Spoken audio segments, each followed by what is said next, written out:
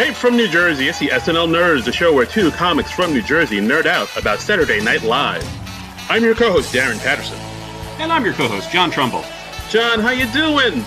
Yeah, well, you know, it's a thrill a minute here in Shea Trumbull. I mean, Shea Trumbull, that's the name of your lovely estate. You've named it. Yeah, that's what I named it now. I guess I'm stuck with that now. Now I've established that. So, sure, yeah, it's Shea Trumbull. I like it. I got to name my place, my apartment. Yeah. What's happening in Darren world? Not much. Just living a life, chasing a dream, talking into laptops, doing podcasts, making things happen. Looking forward to the new season of SNL coming out this coming Saturday. Heyo. Yeah, that's exciting. We learned a little more than we learned last week. We have a premiere date for season 45 of SNL. And we know the host and the musical guest, so that's exciting. Yeah. For a host, we got SNL alum Chris Rock and musical guest Megan Thee Stallion. Yes, that's a name. Yeah, I am not familiar with her. Do you know her? Yeah, she's a rap artist. Okay. She recently came out with a song with Cardi B that's a huge hit called WAP. Yes. Okay. Yeah. Oh, you're familiar with that? I know of that song. I don't think I've actually heard the song. I haven't seeked it out. It is graphic to say. Okay. It is too hot for TV. Ooh. Well, that's interesting. Yeah. So she's kind of in the news right now. Chris Rock is in the news now that he's in the new season of Fargo coming up. So he's probably going to promote that. Yeah, that'll be interesting. We're recording this on Sunday, and the new Fargo season's premiering tonight. I'm going to record that. Still haven't watched the third season, but looking forward to the fourth nonetheless. Yeah, Sam, the same. I really liked the first season. The second season I thought was very good. I haven't seen the third because I've heard not great things about it, but the fourth one seems like maybe they got back on track. Yeah, no reflection on the quality of the third season. I just got behind, and it's just been sitting on my DVR forever. I watched the first episode, and I was like, I don't know if I followed all of that. I'm going to have to watch this again before next week. And then before I knew it, the season was over, and I had however many episodes on my DVR. Gotcha. All right. Well, now I've made that bad mouth third season. Now you just toss me under the bus. Why don't you? That's what I do. This is what we do. This is how we operate. But we should say this is an exciting week because we've got a guest. We got a guest with us, people! Yay! We got a guest. We've got our friend and fellow comic Aaron Wahlberg is here with us. Hey. Say hi to the nice people, Aaron. Hey, everybody! Hi, guys! Thanks so much for having me on. Yeah, this is exciting. I've known Aaron for forever, since somewhere in the early 2000s, I think. Oh my gosh, it's been a long time. Yeah. Aaron and I we actually met through community theater when we'd done a show or two together. And then a few years after I got into stand-up comedy, Aaron was like, hey, tell me about this stand-up comedy thing. I think I want to give it a try. And she got into it 3 years ago, and she's been killing it, man. You know it. All day, every day. Yeah. Yeah, it's crazy. I don't even remember do you remember the first show we did together, John? Who knows? It was, I believe it was that one act thing that our mutual friend Paul was directing. Do you remember that? Yes. Yeah. Oh gosh, our famous days in theater. Yeah. And we did a show together at Dover Little Theater, written by Steve Martin, called The Underpants. Yes, that was fun. That was a fun one. Yeah, for sure. That was fun. There's somewhere there's a picture of you and me that I really like, because my character was getting romantic with your character. I was trying to seduce you. I remember. Yeah, and that was fun. So. Hey now. All right, calm down, Trumbull. Okay, yeah. No. Yeah, we go way back. We go back. But yeah, no, I remember when you got into comedy, I was like, okay, well, and it's always kind of nerve-wracking when it's somebody who's trying comedy for the first time, and you're like, oh, is this person going to be any good? But you were genuinely good, and I was like, oh, thank God, she's actually good, and I don't have to be falsely polite to her after. Well, You didn't. I appreciate that. I do remember you saying that to me, and I was like, well, thanks, man. It's not easy. It's definitely a weird transition. It's its own beast. And I had done theater, I had sang with bands, but to like step up and do comedy, it's like this whole nother level form of things. You guys know, and I love it. I fell in love. I absolutely love it. I mean, stand up is just a lot tougher than even I thought it'd be, just because like it's just you up there, like with like a band or like with theater. You have like a group of other people up there with you. So if you're not, something goes wrong or it's not that great, you all kind of share it. Plus, you have other people's words. You have other people, like when it's just you and you're writing your own stuff and I find I've developed more and become better when I've just been like brutally honest about, who I am and the shit in my life. And then it's like, there's vulnerability there, and it's like I've never been so like insecure and like question myself more, and like, but I've also never had those many performance highs where you're just like on cloud because you've connected, so I love it. When it works, it's just such a powerful feeling, and that's the high that keeps you going, man. 1,000,000%. Yeah. So. But, speaking of questioning yourself and insecurity, that relates to the movie we're doing today. Hey! Yeah. See, I did the transition thing. You're a pro. I know. 100 episodes, baby. We've been, this week we're doing the 2004 movie Mean Girls, starring Lindsay Lohan, written by Tina Fey. And it's got some other SNL connections. It also features Anna Gasteyer, Amy Poehler, and Tim Meadows. Yeah, and it was produced by the god himself, Lorne Michaels. That's right. Yeah. So, ton of SNL connections in this movie. Yeah, actually, we always ask our guests. So, Aaron, like, would you consider yourself an SNL nerd? Are you a fan of the show? Casual fan of SNL? Do you have any favorite cast members? I won't lie, I'm not an SNL nerd. I'm sorry. I know. When you asked me to be on, I was like, do I tell them? I'm like, no, just do it, because I do love Mean Girls. Yeah. So we got that. Don't worry. No, I like SNL, but I consider myself more of just like a casual fan. I just, for whatever reason, I just never got into it. Of course, I can go back and look at the classics and appreciate all of that, but I am nowhere near the level of nerd that you two are. Yeah, well, I mean, that's a tough thing to do. I mean, we're pretty much at the top of the mountain. Special nerdity powers. Oh yeah, so nerd, right? So yes, we're level 7 nerds. Absolutely. So how did you discover the movie Mean Girls? What's the story there? If I remember correctly, I believe I saw it in the theaters. I was like in my early 20s, like 21 or 22. Maybe 22. And I think I went to the theaters to see it, and I just loved it right away. And I mean, after that, I've seen it a million times. It's one of those movies, I see it on TV, it's a stop and watch, like I got to watch it. Every time I watch it, I laugh, it's a great movie. And for me, being, a girl, and I was young at the time, I mean, I was out of high school, but like, all that shit's relatable. Sorry, am I not supposed to curse? No, it's fine. Okay, I didn't know. We're filthy as fuck here. Okay. Yeah. Woo. Curse up a fucking storm. I didn't know. All of a sudden I had a moment where I was like, uh-oh, edit yourself. I mean, I think that, Mean Girls, it describes it all. Yeah. As girls, really right? does. I mean, we're all insecure, and we play off each other's insecurities, and we're mean to each other, especially in those teenage years, right? Yeah. I think. I mean, I think you have that going on in high school in general, but it seems to be like particularly more pronounced with the girl folk. Yeah, females are rough. I get it. Maybe we shouldn't point out differences between men and women, or I don't know what the rules are anymore. But yeah, it's a chick thing, 1,000,000%. Yeah. I mean, I remember I discovered this movie kind of after the fact. I didn't see it in its theatrical run.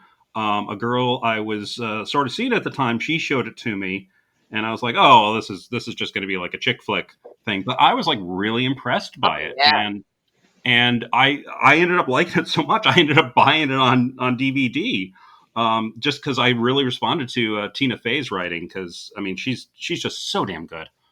Yeah. Yeah. I mean, the fact that this is her first screenplay was really impressive too, and also this movie was based on a self-help parental guide, which is interesting too. It's a really interesting backstory. Yeah, there was a self-help book by Rosalind Weissman called Queen Bees and Wannabes, which was just a nonfiction book all about the social dynamics among today's teenagers. And Tina Fey read it and responded to it. She brought it to Lorne Michaels. She said, "Hey, I want to do something with this." And Lorne backed her. And then Tina Fey was like, "Oh, right, this has no plot." this has no story. This has no characters. I have to come up with all that stuff and present these ideas in a dramatic form. Tough thing to chew off. Yeah, that's very much so. And actually, as far as my history with this movie, I was a lot like you, John, where I saw the commercials for it, and I kind of I dismissed it, but I shouldn't have. But I thought it'd be like another kind of wacky teen comedy, maybe something in the vein of American Pie or what's it called, Can't Hardly Wait. But yeah, I watched it after the fact on DVD, and I was like, oh wow, this movie is actually a lot smarter than I thought it'd be. It's a lot more well written. Kind of like I would put this in the same vein as Clueless, or if you ever seen Easy A with yes. Emma Stone. Yeah. That's a really good movie, and it's way smarter than I thought it'd be. And I would say Mean Girls up there too.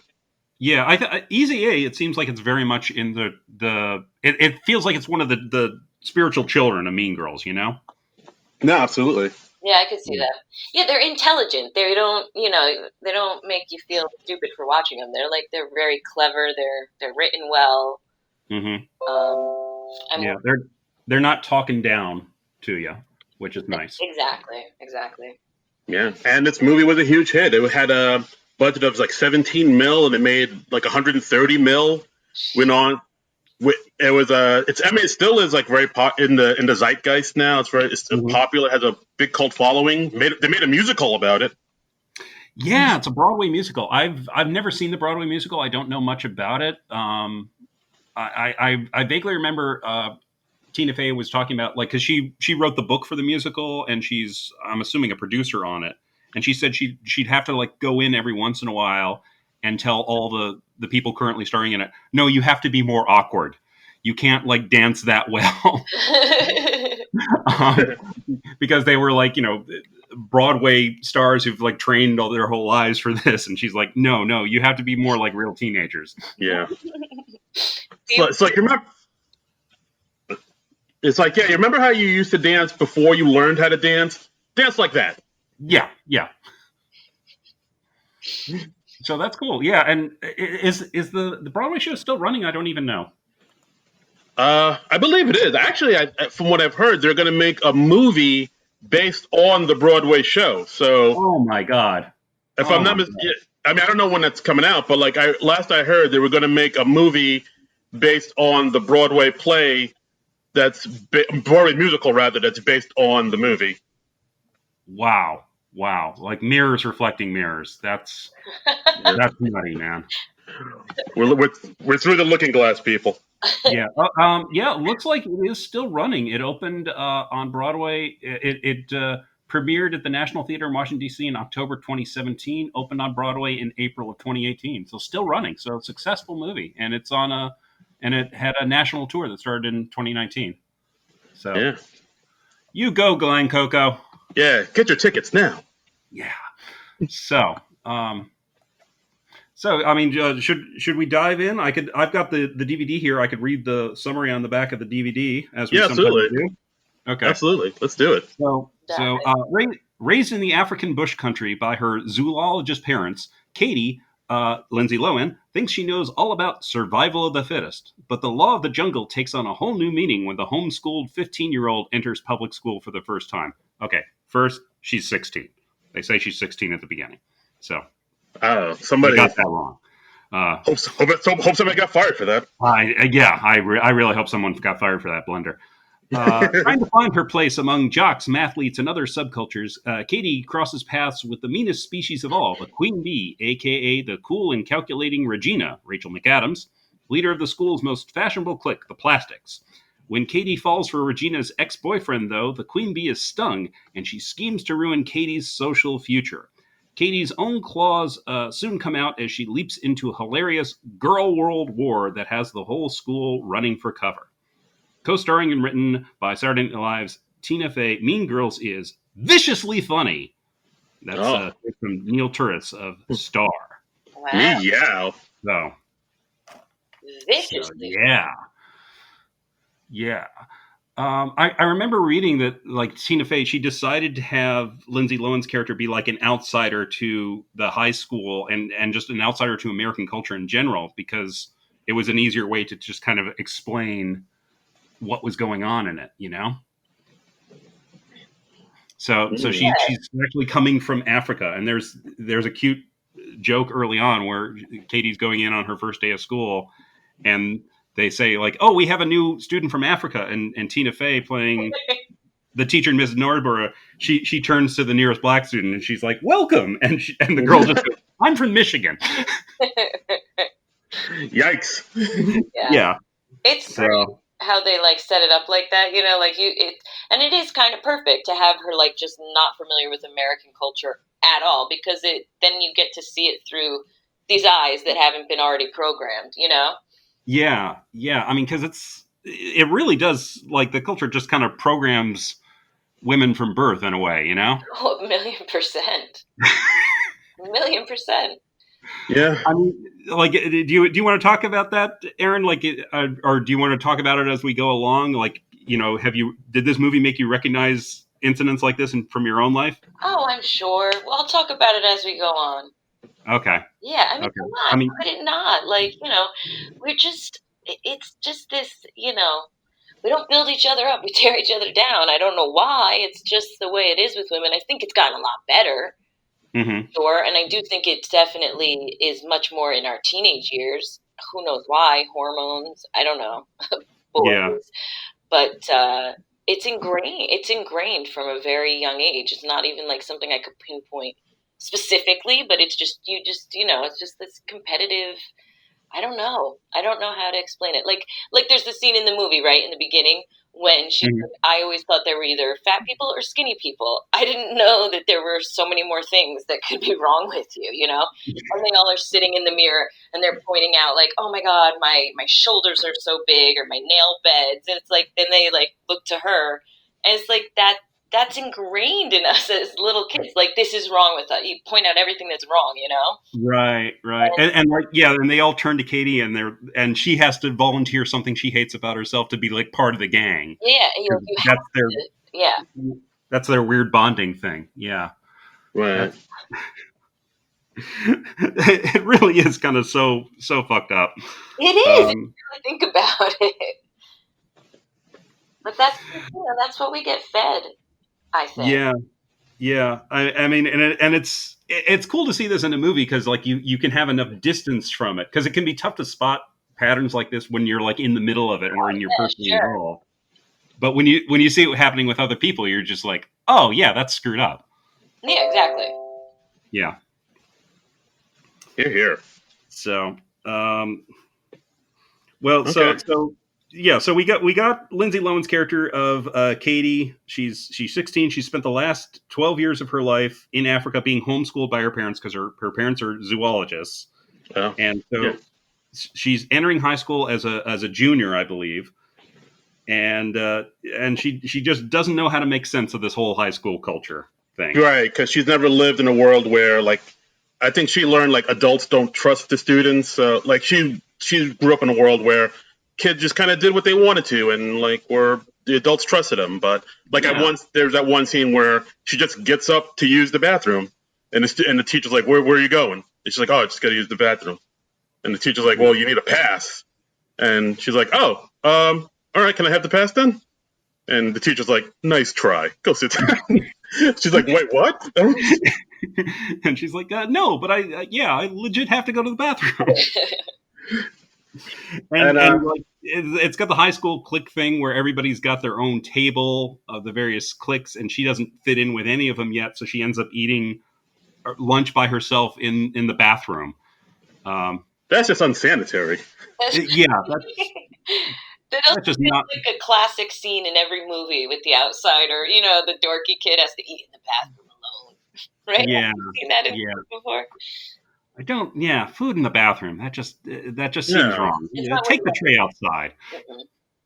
Yeah, have some respect. But actually, she does make friends with some, I guess, outsider kids. We were introduced to Damien, who he was like a large, I guess a gay man or gay kid. Although they never say. Well, I mean, he is introduced as he is almost too gay to function. So I think calling him a gay kid is okay. Okay, I don't want to get canceled. And then we introduce Lizzie Kaplan, who plays another student named Janice Ian. Yeah, named after the singer-songwriter who we actually just recently watched, because we watched the first episode of SNL on our 100th episode, where Janice Ian performed, the real Janice Ian. All right. I think even at one point in the movie, they play the Janice Ian song at 17, like in the background somewhere. So, yeah, that was like a little nod to her. Yeah, a little tip of the hat. And, I mean, how can you not love Lizzie Kaplan, by the way? I mean, she's done so much stuff, and she's so good in all of it. Just love her. She's great. Yeah. Guys, if you haven't seen her in Party Down, I highly recommend. Party Down is so underrated. Party Down's amazing. I've never seen it, and I've heard that so many times, and where can I find it even now? I don't know if it's streaming anywhere. Give me a minute. I'll try to look it up. I've got an app that tells you where something is streaming. Okay, actually, I know it's on DVD, and it is streaming on Hulu right now. Oh, well, there you go. Okay. Well, all right. Yeah. So go to Hulu. It's like a quick watch. There are only about a dozen episodes, but it's really great. Lizzie Kaplan's character is like a struggling stand-up comedian, so nice. You'll probably dig that. But it's all about like actors who it's never really happened for, so they're looking at a catering firm, and it's each week is at a different location and a different party. Oh, cool. So there's a different event. Like one week they're at a bar mitzvah, one week they're at a singles mixer, and it's a neat variety of stuff too. Oh, cool. Yeah, highly recommended. Yeah, lots of cool people on that. All right. So Katie befriends Janice and Damien. They become her new friends, and they kind of navigate Katie through this high school world. And we find out Katie, she's like really good at math. She says she likes math because it's the same in every country, and I really like that. That's like a neat character bit. I like that they made her character smart. And that she has outside interests, and it's not all just about boys and my relationships with these girls. You know, she's got stuff going on. Absolutely, and we also have Damien and Janice kind of introduce Katie to the school, tells everybody, they give the backstory of all the cliques, and then they also introduce the Plastics, which are the three popular girls in the school. We have Karen Smith, played by Amanda Seyfried, and who I believe this is her first movie ever. And she's like, the blonde, dumb one. Then we have Lacey Chabert, who plays Gretchen Wieners, whose dad is rich because he invented the toaster strudel, I believe. Right. Yes. That's like gets an offhand mention late in the movie. She's like dropping that as her status, which is cool. Yeah, and she's like kind of the second in command of the Plastics, I guess. Yeah, and then we have Regina George, played by Rachel McAdams, and she's like the queen bee of the two. Yeah. Which I read that's why she's called Regina, because like Regina, queen, and I was like, clever Tina Fey. Oh, I didn't even get it, dude. I didn't even get that. I didn't get that either until I started doing a deep dive for this movie, but yeah, Leslie and Janice and Damien tell Katie, beware of the Plastics because they're evil. Right. Yeah, and every school I think has a group of Plastics. Yeah. Right. Yeah. The girls that are like gorgeous and seem to always have, the hot guys and the right clothes and all that. Yeah. Were you in a clique in high school, Aaron? Oh God, no. I had no friends. No. I had no friends. Zero. Like zero. I was doing theater at Little Theater. I was doing theater with you, John Felton. I did not know you in high school, Aaron. I'm just teasing, but I was doing like local theater, and like I wanted nothing to do with high school. No. Oh, okay. Wow. So you were like the weird theater kid, is that right? Not even though, because I didn't even connect with the like high school theater kids. Like I just wanted nothing to do with any of them. Wow. I know. Wow. I wish I could go back in time and like be like, Aaron, chill out, like make some friends. You're like a lone wolf out there. Yeah, I really was. I don't know what it was. I was very insecure. Yeah. It's easier to not make friends with people. I mean, aren't we all though? I mean, like even the people who are like, bitchy or mean or something. I think this movie makes it clear, like they're still insecure at heart. Everybody's got their own insecurities and everybody's got their own baggage, Of course. Yeah. Yeah. So. Yeah. So after the plastic get introduced, we see that they invite Katie to sit down with them just because they don't know her and they want to get to know her. I think we had that one scene where that one guy Jason like asked Katie a question, like if she liked her biscuit buttered. Is your muffin buttered? Buttered. Apparently, in the first draft, that was supposed to be he's like taking a mock poll, and he was originally supposed to ask her, "Is your cherry popped?" But apparently, that question was too risque, and that would have they wanted to keep it PG-13, so they changed it to, "Is your muffin buttered?" So, I guess that's better. Well, it's certainly more obscure. Yeah, there you go. But they shoo the guy away and they invite her to sit down, and Katie's like, oh, okay, whatever.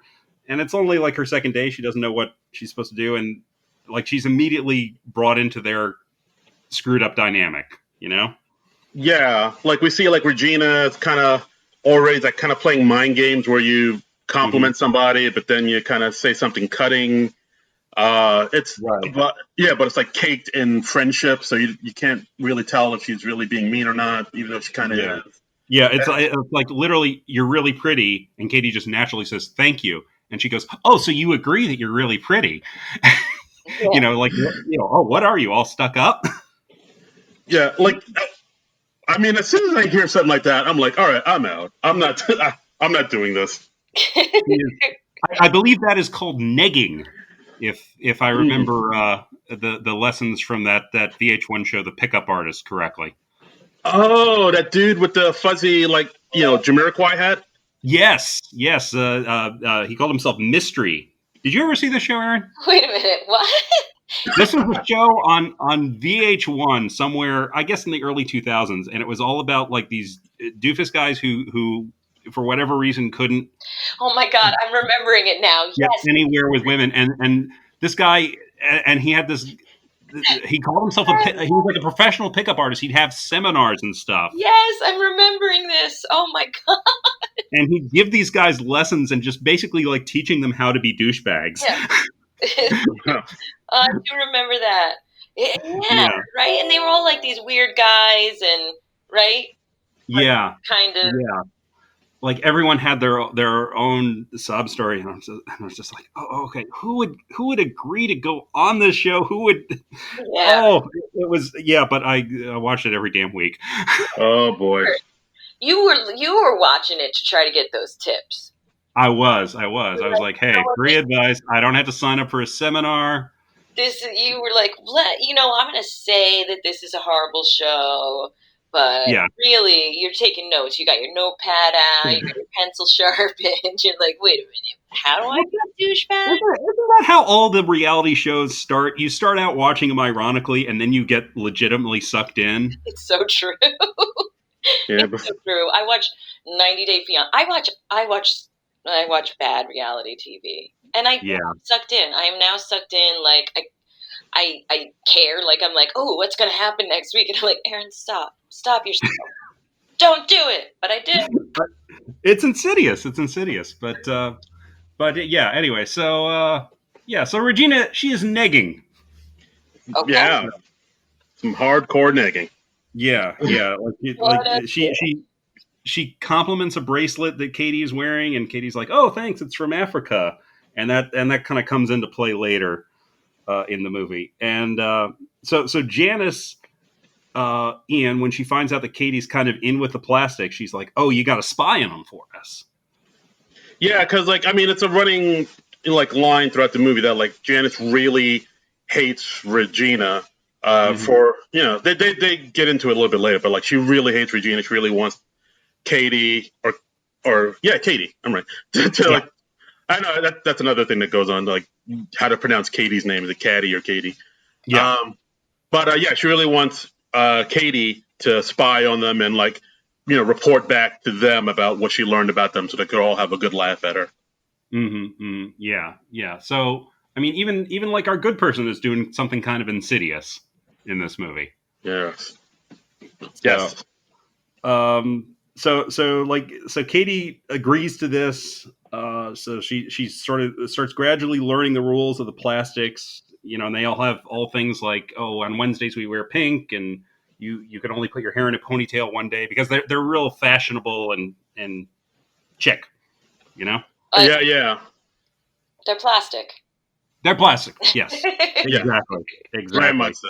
And they have a thing where if you decide to wear something, you have to consult with the other group members first before you buy it or wear it, just because because they're looking out for you. They don't want them. They don't want you looking foolish. So you have to check in with them as to what you should and should not be wearing, which is what friends do. It's really like a cult, man. Because it's just breaking down your individuality, and no, you have to submit that to the group. Yeah, well, Regina George is a cult leader. Yeah, she really is. She really is. I'm just kind of realizing that. Wow. And so we also learned, like you said before, Katie, that Katie is really good at math, and she sits behind this one kid, Aaron, who she begins to have a huge crush on. Katie tells the other plastics, and then Gretchen's like, "Oh, you can't date him because Aaron is Regina's ex," and so that's a no on that. That's a no on that. Yeah, because you can't date your friend's ex. It's whatever the female equivalent of bros before hoes is. Yeah, 1,000,000%. You can't do that. That's just it's girl code. Yeah. And that's not necessarily a bad rule, I guess, but yeah, it's kind of screwed up that they immediately say oh, you can't date this dude you like. Yeah. Right. Well, it sounds like they hinted at Regina seems to be the one who makes the rules who's allowed to date who. Right. Because didn't she make a comment about you might think that you like someone, but you might be wrong. There's all these there's rules. You can't step on anybody's toes, and she really is kind of like a little dictator. Yeah, and Gretchen says that, and it just kind of shows how brainwashed she is. She's like, you might think you like somebody, but you really don't. Yeah, it's hilarious. Yeah, and we even see how mean Regina can be, because they all go to the mall one day. And they see that Jason at the mall with some other girl, Taylor, and Jason was supposed to be into Gretchen. So as payback, Regina calls Taylor's mom and pretends to be Planned Parenthood, saying, "Oh, hey, yeah, Taylor was in here the other day. I told her to please call back about her test results." So then they see that, of course, Taylor's mom calls Taylor, and now she's grounded, and that's pretty fucked up. That's really insidious, man. Yeah. I mean, you, on one hand, you kind of can admire the evilness of it because it is kind of clever, but it's oh my God, you made that girl's mother think that she was pregnant just so she wouldn't date Evan dude. And I feel that's the first glimpse where we see she's pretty evil. It's not just all fun and games. she's not cool. Yeah, because she appears really nice at first. She seems really friendly on the surface, and you're like, she's not that bad. Janice just has the wrong idea on her, and then like bit by bit, you just find out, oh wow, yeah, I'm pretty sure she's a sociopath. and we get a little insight into why, because like after the mall, they go to Regina's house, and it's this big mansion, pretty much, and her mom is played by Amy Poehler. Love. Yeah, I mean, how can you not love Amy Poehler? And Amy Poehler's just this obvious trophy wife. Like if they were making the Real Housewives shows back then, and maybe they were, I don't know. Like Amy Poehler's character would be on it, I would think. Oh my gosh, completely. I absolutely love her in this movie. She's so funny. Yeah. And she's got, the big fake boobs. And she's just like, I'm not a regular mom. I'm a cool mom. Like, she's just over the top. And she's like an over the top version of what probably there's a lot of moms like, Yeah. Especially with, plastic daughters. They probably have pretty plasticky moms, Yeah. And you kind of realize how Regina got this way, because she's just had nobody's ever told her no. She's had no parental supervision. No, none. Yeah. And you get glimpses of Regina's little sister, and she's like dancing to like music videos. And at one point later in the movie, she's literally watching a Girls Gone Wild video. Yeah, that was like, wow. And I watched this movie with the commentary. I don't think I'd ever watched it with the commentary before. And they said, the director Mark Waters and Tina Fey, they said they couldn't get the rights to a real Girls Gone Wild movie, so they had to shoot their own mock Girls Gone Wild thing. That's funny. With two girls flashing. Yeah, remember that used to be a huge thing too, the Girls Gone Wild. Yeah, if you watched like TV anytime after like 11 at night, you would just see so many commercials for those Girls Gone Wild videos. Oh yeah. And it was just like nonstop girls flashing and steel drums playing in the background. I don't know what the connection is with flashing and steel drums, but Girls Gone Wild just rode that train. Listen, every time I hear steel drums, I take my shirt off. I don't know what it is. It's like a genetic thing. I don't know what it is. Just hypnotizing, Like that Girls Gone Wild guy, the Joe Francis guy. He didn't he end up in prison? I think so. Yeah, he did something weird. I got to look him up now. I want to find out what happened to Joe Francis now. Okay. All right. Well, while you look that up, he's still in jail. All right. Well, while you look that up, then like as the plastics and Katie are in Regina's room, they're like you said, they're talking about their body parts they don't like, and then we're introduced to the burn book, which is something that they invented where they cut out pictures of people in their class and in school that they don't like, and then they write horrible things about them. And then so that's kind of a effed up thing. They talk about in there, one girl, she made out with a hot dog, and this is another thing they had to kind of pull back a little bit to avoid the R rating. It was originally supposed to be the girl masturbated with a frozen hot dog. Ooh. That's cold. Which I got to say, that makes a lot more sense than making out with a hot dog, because I don't really even know how you would do that. I mean, hot dogs don't have lips. How do you do that? Yeah, I don't know. But when they said, "Oh, it was supposed to be masturbated with a frozen hot dog," I'm like, okay, yes, that makes much more sense. Yes, that I can see. Okay, just quick interjection, by the way. Joe Francis has at various times been convicted of tax evasion, bribery, false imprisonment, assault causing great bodily injury, dissuading a witness, and record-keeping violations, and has pleaded no contest to child abuse and prostitution. Jesus Christ! Wow. Holy crap! Right then. Yeah, he's he's got a section on his Wikipedia: legal issues, civil, criminal. The subsection in there is state, and then federal, blackmail, bankruptcy. So, wow, he's had a colorful life. Great guy, good guy. Yeah, I mean, who would have thought that the guy who made his empire from Girls Gone Wild turned out to be such a bad dude? Right. Shocking. I did not see that coming. I'm clutching my pearls. I know. So also in the Burden book, we see that there's a picture of Janice Ian there, and they wrote, unfortunately, they wrote the word dyke next to it. And in the picture, she's next to Damien, and they make fun of Damien too. And then, like, offhandedly, Katie's like, "Oh yeah, he's like too gay to function," because she heard Janice say it earlier. But when she says it now, it takes on a whole different definition. And even she catches herself saying, "Is like, oh wait, was that only okay when Janice said it?" But like she said it, and then the plastics laughed, so they wrote it down like too gay to function. And so Katie's just kind of gradually learning, like, there are different rules with different people. Like the thing that Janice said, kind of in love, that becomes like this horrible insult. But phew. Yikes. Yeah, the Burn book's going to come back later. It is. And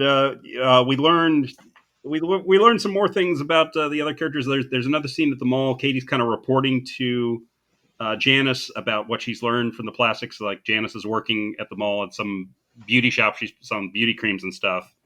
And they see Ms. Norbury there, and she says because she doesn't earn much money as a teacher, she has a side job. She bartends at PJ Calamity's a couple nights a week, and she's got a vest with, I think, 37 pieces of flair. Yeah. Like, as soon as I saw that vest, I was like, oh, is that a nod to Office Space? Because that vest is flaring up. It seemed like it. We covered Office Space just a couple of weeks ago, Aaron. So we're very attuned to the pieces of flair. Yes, yeah. And it's funny too, because it's like they make a comment about seeing a teacher outside of school, and it is kind of weird. Like, it's like we all have our own like places and our own identities in those places. So when you see someone out of it, but yeah. It's like teacher, you don't belong in the outside world. You belong in school. You're not allowed to have a life. It's always so weird when you see someone like out of context like that. Oh, for sure. But I really like Tina Fey in this movie. She's like got a small part that she wrote for herself, but she's really good, and she's got a lot going on. Right. Yeah. And also the teacher, Mrs. Norbury, she really wants Katie to join the mathletes, which is something that I think this guy Kevin, who's like the captain of the mathletes team, really wants her to do because they know she's super smart at math and they want her to join. So the mathletes have at least one girl on their team. Yes. Yeah. She's like, I really want a girl on the team so that they can meet a girl. Oh God. It's very cute. Let's see. We also have like more insight into like the weird insidious things that the plastics do. They have like 3-way calling attacks where like you have someone secretly on the line and you kind of manipulate the other girl into talking about the girl who's listening on the line. I didn't know that this was a thing. Aaron, is this a thing in your experience? Again, I didn't have like a group of friends, so like I wasn't a talk on the phone kind of teenager. But but yes, I do remember that, and I do remember like it was big because we didn't, I mean, what was it, 2004 when this came out? Yeah. Like there were cell phones, obviously, but they were not what they are now. Not even close. Yeah, true. So like I remember when like 3-way calling became a thing, and you could do all that stuff. So I'm sure people manipulated that. I probably did 1 or 2 3-way calls with a girlfriend when we were younger, but not in a way to trap someone. I remember when texting kind of became a thing. You were like a big early adopter of texting, I think. Like when you had to text with the number keys. Oh, yeah. I loved texting because I was, as I said, painfully insecure. So I was like, I don't have to talk. Yes. Yes. Okay. Aaron, early adopter of texting. That's me. Absolutely. So Katie also she's not allowed to talk to Regina's ex-boyfriend Aaron, but she decides to just start asking him questions in math class just so she has an excuse to talk to him. And he ultimately asks Katie to a Halloween party that he's having, And they find another rule of Girl World is Halloween is when all girls have license to dress like a total slut. Yeah. Correct. That is still the case. That is nothing new, and I'm all for it. Yeah, and I will co-sign on that. Yeah, because that's the thing. Yeah, you're allowed to kind of step outside your normal personality and kind of try on a new persona, as it were. Yes. Yeah. Do you, girl? I did think it was funny that they had Regina. She dresses up. She's basically like a Playboy bunny, but it's like a copyright-free Playboy bunny. Yeah. Like, it's like the basic elements of the outfit are there, but it's not like the copyrighted Playboy bunny look. It took me a while to realize that. And I was like, oh yeah, I bet they originally wanted to do an actual Playboy bunny, but they couldn't. Yeah. Oh no, this is the Play Guy bunny. Totally different. No, she's just generic bunny, sexy bunny, and like Gretchen is in like a big cat suit. She's like sort of a Catwoman thing, and Karen, thank you. Yeah, like she's just in a short dress that's almost like a teddy or something, and she just has mouse ears, and she's like, "I'm a mouse." Obviously. Yeah, it's like, and if she didn't have that, you would have no idea she was supposed to be a mouse. Absolutely. Yeah. So it's a Halloween party, and of course, again, Katie doesn't know that teenage girls supposed to dress kind of like however. So she actually goes all out and dresses as this kind of ghoulish bride, like big fake teeth, and like she actually she's actually standing out because she actually spent a lot of time on her costume doing something other than what everybody else is doing. Yeah, she falls into the trap of thinking Halloween's supposed to be scary and not sexy. And I mean, who does that? Yeah, wild idea, right? I know, like connected with the theme of the holiday. So bizarre. No. She's the weird one. I know. Because like she walks into the party and it's one of those moments where like everyone just stops to look at her. Yeah. Oh, what a kook. So then we're at the party. We see Aaron there, just like a football player. He says hey to her. I think at this point we also find out that like Regina knows that Katie has a crush on Aaron. So Regina says, "Oh, I'll talk to him and try to hook you guys up. It's totally fine if you want to date him or whatever. It's no big deal." And of course, Regina goes over there and she says, "Oh yeah, Katie has a huge crush on you, and I think she's kind of obsessed with you because she like writes your name in her notebook all the time, like Mrs. Aaron, blah blah blah, and like she has like pictures of you cut out, and she's kind of like stalk. She made it sound like Katie was like a Seth stalker." Yeah, which is not cool. So yeah, she's kind of poisoning the well there, and Regina found this out from Gretchen because Gretchen is like the person who learns all the secrets, and she promises Katie, "Oh, I'm not going to tell Regina that you like her ex-boyfriend," but then she tells him anyway. So all sorts of screwed up stuff going on. Right, and then after Regina makes Katie makes Katie out to look like a nutcase. Regina like goes in and makes out with Aaron, and like Katie is all brokenhearted and disappointed and storms out the party. That bitch. That bitch. Whore. Yeah. What a slut face. Yeah. I mean, yeah, because like that's always a special kind of hate when you're into somebody and then somebody that you considered a friend starts dating that person. You're just like, that pain is very real. Yeah. You don't ever hate somebody like you hate that person who does that in that moment. Yeah. When that happens, you got to go. Yeah. Especially if it's somebody that you previously considered a friend. You're just like, betrayal. So, yeah. So Regina, she gets back together with Aaron, and then so they decide to kind of step up. Janice and Katie decide to step up from just spying on the plastics to just actively trying to sabotage them. Right. So they do stuff like they give Regina foot cream. They say it's like facial cream, and it's supposed to make her break out. They talk in the commentary about like, oh yeah, she gets zits during the movie, and not really. Not really. They start to show it. Well, they make a game plan, right? They want to take out her boy Aaron. What's Aaron? Yeah. Aaron Samuels. Yeah. They want to take out the hot body, right? So they're trying to take that. Yeah. And her, army of skanks.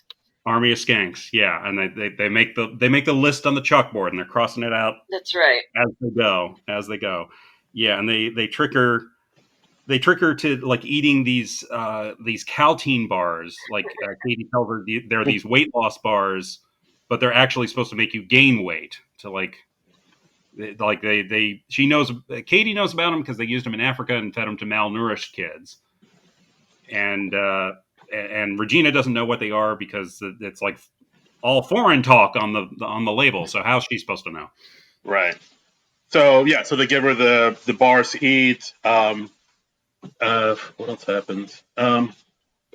They try to sabotage her. They cut holes in her top, so that her bra is showing through, and then Regina just like she's like getting dressed after gym class, I guess.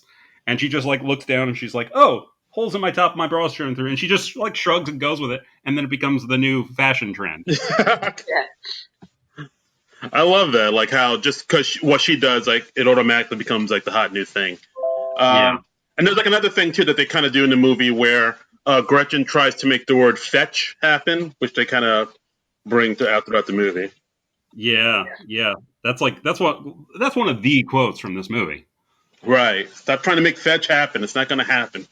Like, I remember there was even like when Obama was in office and he had the White House Twitter account and they had their dog Bo. At one, he posted like a picture of the White House dog Bo, and it was just Bo, stop trying to make fetch happen. Oh, that's cute. It was very cute. It was just remembering a time when the Twitter account, the presidential Twitter account, was used for stuff like that. Yeah. Remember that? That was nice. Yeah, it was. Better days. Wait, where were we? I'm sorry, I got lost in. No, I'm sorry. I just went into existential depression for a few seconds. I'm good now. Good. Okay. Yeah. All right. Well, so at this point in the movie, Katie is with the Plastics because they have to practice this dance for the Christmas talent show. They have a dance for Jingle Bell Rock. Mm-hmm. Which and it's apparently the thing they do every year. They just lip sync to a recording of Jingle Bell Rock, and they've got a little dance, and they've got their little sexy Santa outfits. Right. And I think at this point, Regina kind of talks to Katie about her relationship with Janice too. She said they used to be friends, but then they had a falling out because like Janice was like obsessed with her or something like that. And so she tells Katie Janice is a lesbian who has a crush on me. So yeah, obviously. So. And there's also a moment where Katie sees Regina. She compliments this random girl in the hallway, and she's like, "Oh, I love your skirt. Where'd you get it? Oh, that's cool." And then as soon as that girl walks away, she turns to Katie and just goes, "Oh, that's the ugliest fucking skirt I've ever seen." And Katie flashes back to like what Regina said about her bracelet on the first day they met, and she's like, "Oh, yeah, Regina's really awful." So again, sociopath. I think all roads lead to sociopath. Yes. So meanwhile, Katie's like trying to sabotage the relationships with between Regina and the other two girls. So she kind of gets Gretchen to turn against Regina so that the secrets start pouring out, and she finds out stuff like that Regina got a nose job, and there's some other. And she finds out that Regina's actually cheating on Aaron. Yes. That's right. Because, I think they got Gretchen to turn on them because of the candy cane thing where she didn't get a candy cane from Regina, but Katie sent herself a candy cane saying it was from Regina. And So Gretchen was like, "How come I didn't? I'm her friend too. How come I didn't get a candy cane?" Yeah.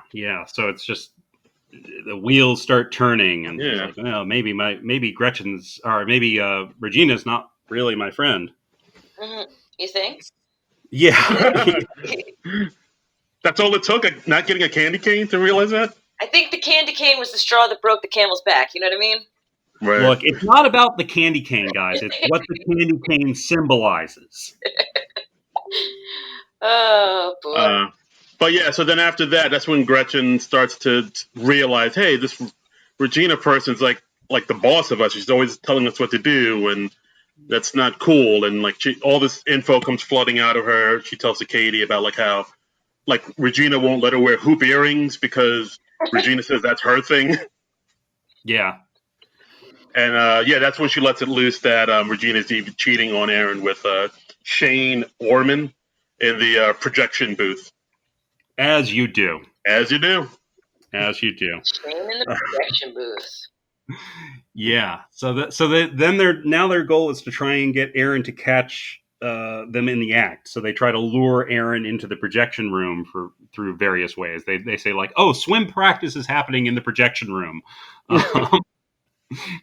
or they steal his. What do they steal? Like his notebook or something? And they have Damien. And she's like, "Oh my God, get him!" Yeah. I think he's heading for the projection booth. right.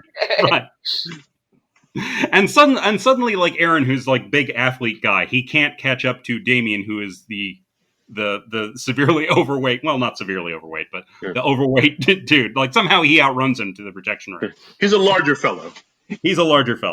And what's that? Don't they find the coach or whatever? Yes. That's an odd little sub story there. The coach. I guess he's the gym teacher / coach. Yeah. Hooking up and he's hooking up with one of the cool Asian girls, and we find out later in the movie he's hooking up with another one of them as well.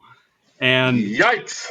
Yeah, and it's kind of played off as a joke. It's like it's supposed to be funny, and I'm like, wow, it's bad news, man. I think 2004 was maybe the last moment in time you could play that off as a joke. It's like, oh, the teacher's hooking up with the student. Ha ha ha ha ha. I mean, listen, what are you gonna do? I'm sure it happens. I mean, it's still happening. I mean, it's not good. John. Yeah, I mean, it hits the news, and it's always like, oh my God, that's so gross when it's a male teacher with a female student. But whenever it's like a female teacher with a male student, everyone just makes that same hack. Oh, where was that teacher when I was in school? Exactly. And you're like, no, that's still fucked up, you guys. Still children. Yeah, still below the age of consent. Not a good thing either way. It's all gross. So that gets played up to student-teacher relations, and actually, do we even talk about the dance, or the Jingle Bell Rock dance? Because like there was a little snafu happening there where Katie kind of saves the show. They're like dancing to the boombox thing, and they kick over the boombox, and the music starts skipping. Right. And Katie starts singing the song for real and kind of saves the production. Right, and then because I think actually before this, Regina wanted Gretchen to stand on her right, but and Gretchen was like, "Well, I'm always on your left. Why do you want me to move?" She's like, "That's just what I want. So just move there and put Katie near my left." And so that was the beginning of the cracks in between in the plastics, as it were. Yeah. So Katie's kind of like supplanted Gretchen's place. She's like the new number 2, I guess. Yes. Yeah. So and Katie's getting so in with the plastics that she's starting to piss off Janice, because she says she spends like 80% of her time talking about them and all that, and she's just becoming so sucked into the plastics world. Right. Like at one point she's like wearing perfume, and then I think Janice says, like, what are you wearing? And she's like, oh, yeah, there's some new perfume that Regina gave me. And Janice says, like, you smell like a baby prostitute. That's quite a line. Great line. Great line. Oh, baby prostitute. It immediately gives you an idea. Yikes. But even Katie kind of realizes that even though Regina's being mean to them, like she still kind of likes her in a way. It's this weird thing. Like she even sees it with Gretchen, where the meaner Regina is to her, the more Gretchen wants to win her favor and win her over. Because being in the plastics is like being a famous person on campus. So like being in the plastics and not really happy is better than being out of the plastics and not famous, which is kind of messed up. So like being in the plastics is kind of like being like 2004 Lindsay Lohan, I guess. Ooh, interesting. What? Because this is kind of like the height of Lindsay Lohan. 1,000,000%. Her fame, right? Yeah. Yeah. She was. This was when she was really rocking it. I loved it because I was like, whoa, redhead with freckles, and she's considered really sexy. I'm in. Gingers need more representation. But, that's true. But this is definitely like the height. It went downhill. Yeah. It's too bad because I mean, you look at this movie. She really was a talent. She was. Oh yeah. She's really good in this movie. She plays all the notes and the various changes she has to go through really well. I agree. And she just really got into the partying, and her life got kind of screwed up as a result. Yeah, I still think about it. It's really messed up. Like when I think about it, how like people kind of saw her decline, and like TMZ and all these places just kept like putting her, like videotaping her and putting her up on social media and like in the news, and we all just kind of watched her decline. And it's just like even back then, I was like, I feel dirty watching this. This is really kind of sad. And I mean, she was so young too. I think she was something like 17 or 18 when she was making this movie. Yeah. Very young. So when like her decline was happening, she was like still a teenager for a good part of that. Oh, she was very young, and I think she didn't have the best like parents that were really equipped to deal with like the fame, and they weren't really looking out for her. She probably didn't have a lot of people, kind of like a Britney Spears situation. Where nobody's really looking out for you or telling you what you should and shouldn't do because you're making everybody money, and Yeah. No one wants to mess with them. I mean, she's only 34 now, so she's Lindsay Lohan. Yeah. Oh. She's 34 now, so oof. Yeah. It just. That's all we can say. Yeah, like part of me even kind of thinks that like the career Emma Stone has now is what Lindsay could have been or should have been. Yes. Right. 100%. Yeah. So it's just, it's just a shame. I mean, you hope she can still. I guess she's found her way back to a degree. I haven't really tracked what's going on with Lindsay Lohan's life. I don't know how much she has her shit together, but I think she like opened up a couple of clubs. I think, and I don't know. I think she's better than she was. Like, I don't think she's still like she was off the rails for a while there. I don't think that's the case. Yeah. I don't know that she's really. I don't know if she's even acting anymore. Maybe sometime. Let's see. She has a credit from 2009, something called Among the Shadows. Okay. And then before that, or the last credit before that on her Wikipedia page is The Canyons from 2013. Well, all right. That sounds familiar. Yeah. So, but you can just kind of trace the decline through the filmography. Sad. You're like, oh yeah, this was big, that was huge, and then I think I've heard of that. I haven't heard of that. I don't know what that is. No, she was on her way to becoming a big star, but just like, she just couldn't hold it together. It's a shame. It's a shame, but I think the other people from the movie seem to be doing well. Yeah, Rachel McAdams doing all right. Rachel McAdams, she's doing great. Amanda Seyfried is doing well, I think. I see Lacey Chabert pop up once in a while, I believe. Really? Yeah, everyone's doing all right. I think I couldn't tell you the last thing I saw her in, but where's Gretchen Wiener popping up? I haven't seen her in a long time. I don't know. Well, let's see. Probably a Hallmark movie. Yeah, something. Yeah, she did something called "All I Want for Christmas Is You" in 2017. That was direct to video. Okay. Oh, she's done a lot of voiceover stuff. She was the original voice of Meg on Family Guy. Oh, there you go. Nice. So, yeah. So, all right. Yeah. There you go. All right. People are, yeah. All right. Oh, she was Zatanna on Justice League Action. I didn't know that. Okay. Things are happening. Things are working. We're doing all right. Yeah.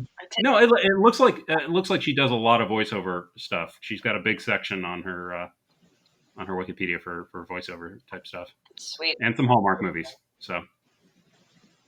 All right, right on. All right, well, back to this movie. We're getting off the rails here. Yeah. Yeah. Well, as we do. All right, so I mean, at this point, because Katie really wants to talk to Aaron, she kind of pretends not to get math, or she kind of dumbs herself down so Aaron will tutor her. And like, even though Aaron's not great at math, but she pretends to be dumb, and she starts to flunk and fail math just so she can talk to Aaron. And at one point, Aaron says, "Oh, maybe I'll just come over to your house, or you come over to my house, and I could tutor you in this." And they meet up. They get super close, and like she kisses him, and then Aaron backs away. It's like, "Hey, I'm dating Regina right now." And then Katie just comes out and says, "Hey, Regina's cheating on you." Dun dun dun. Yeah, it's like, and then he dumps her. Dumps her. So yeah, so that's kind of a fucked up thing that Katie starts doing. Like she pretends that she's dumber than she is just to attract a guy. That's just I think something that a lot of women do. Yeah. I've done it my entire life, and it works sometimes. It had good results for you? It's worked fine, yeah. Aaron, have you ever done that thing where you laugh at a guy's jokes even though they're not funny? No, I would never do such a thing. Oh boy! Hey, you're laughing right now. Ooh, okay. So I'm sorry I asked that question immediately. I'm sorry I asked that.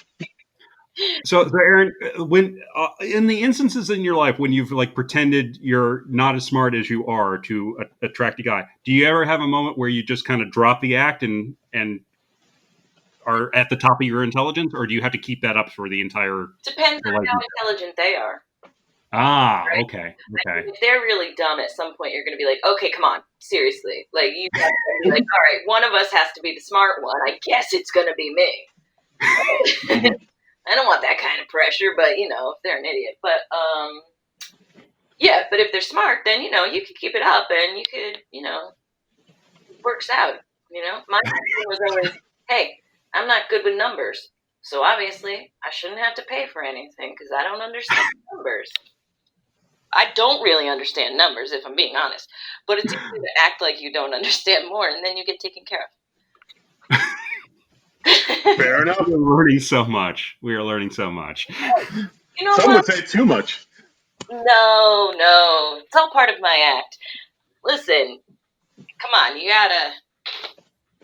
gotta work what you got, gentlemen. Yeah. You gotta use the tools that are available to you, I guess.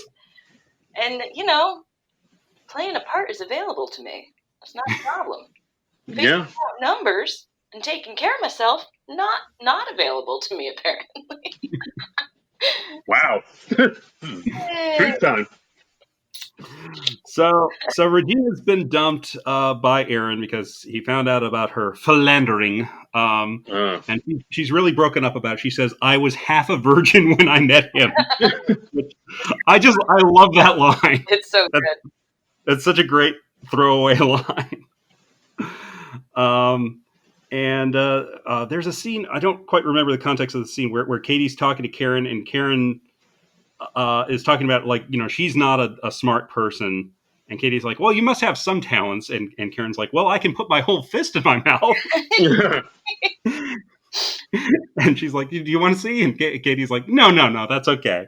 And then she says, I can always tell when it's about to rain.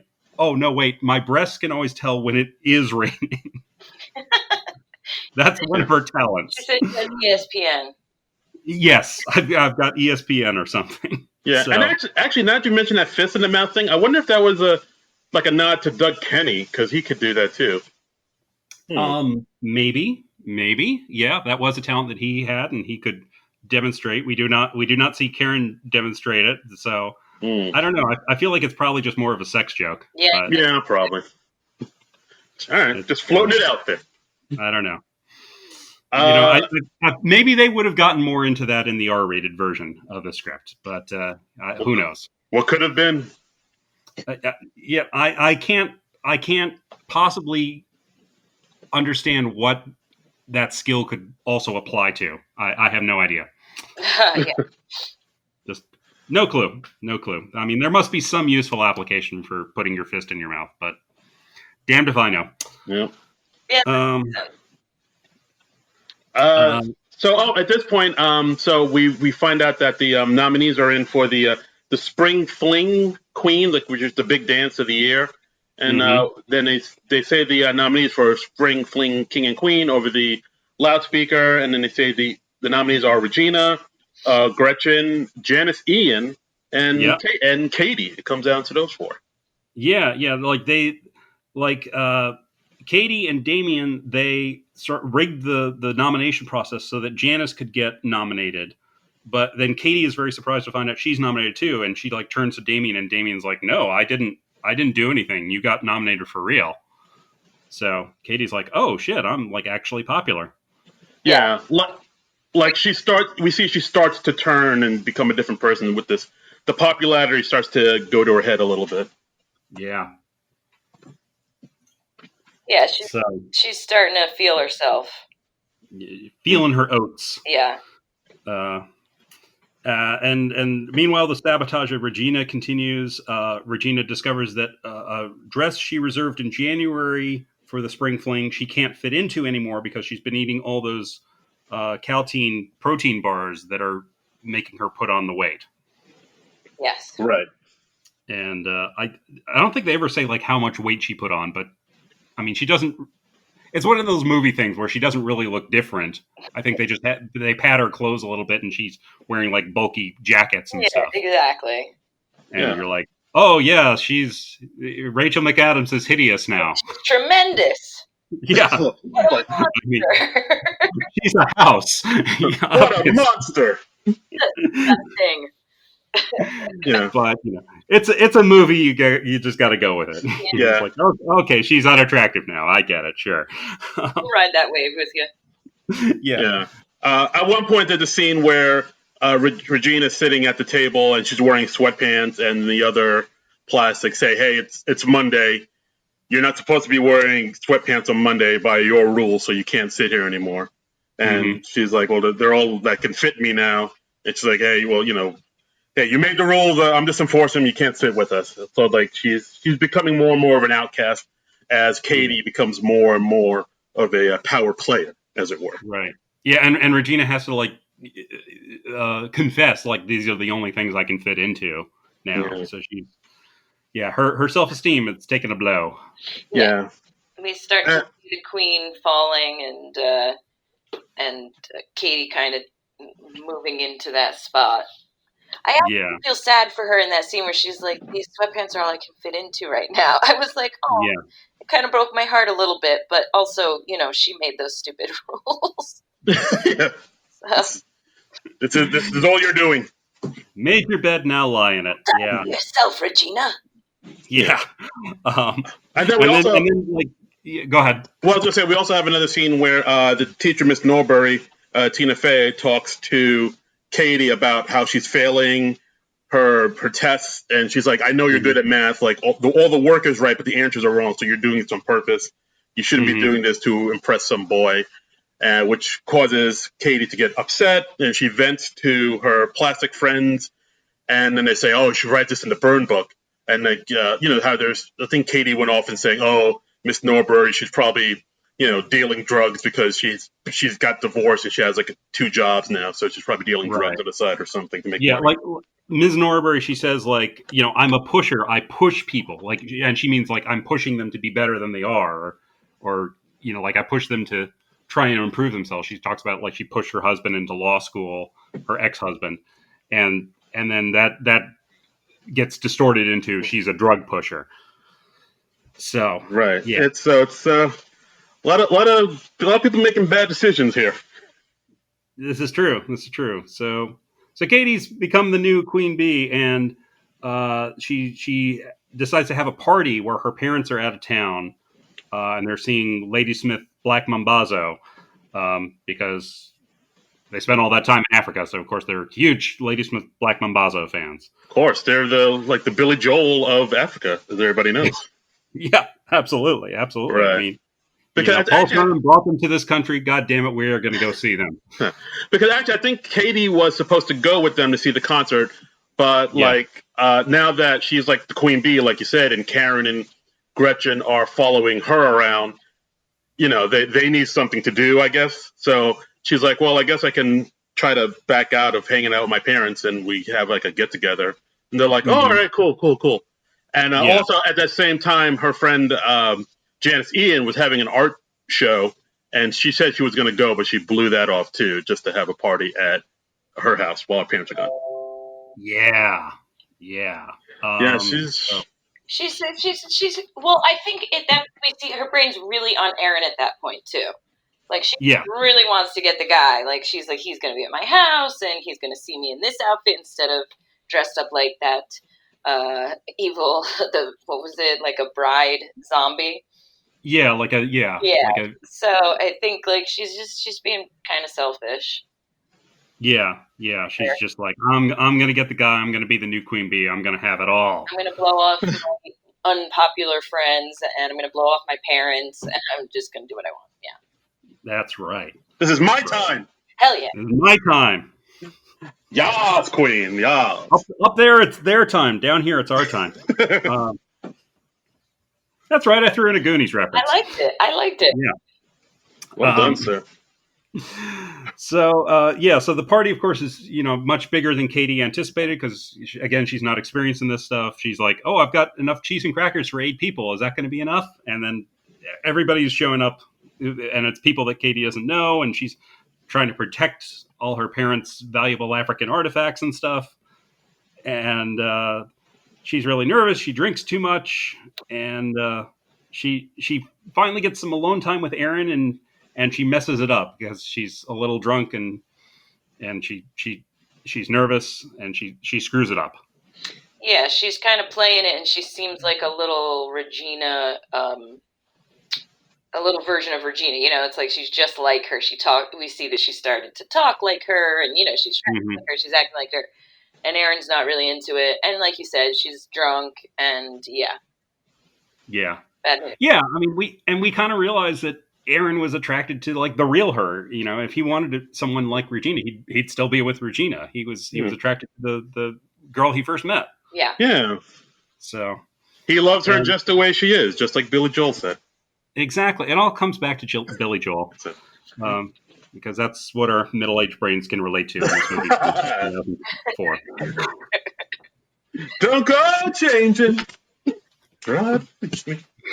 Yeah. Okay, how does this relate to Billy Joel and Christy Brinkley? That's what I need to know. That's my end. That's how I get into this thing. Look, if you guys can somehow bring this back to 1983, I can get on board. Oh, forget it. So Katie, she confesses that she's been just pretending to be bad at math, and now she's failing. And he's like, "What? No, that's stupid." And Katie's so nervous and drunk, she ends up throwing up on Aaron and misses her chance to make out with him.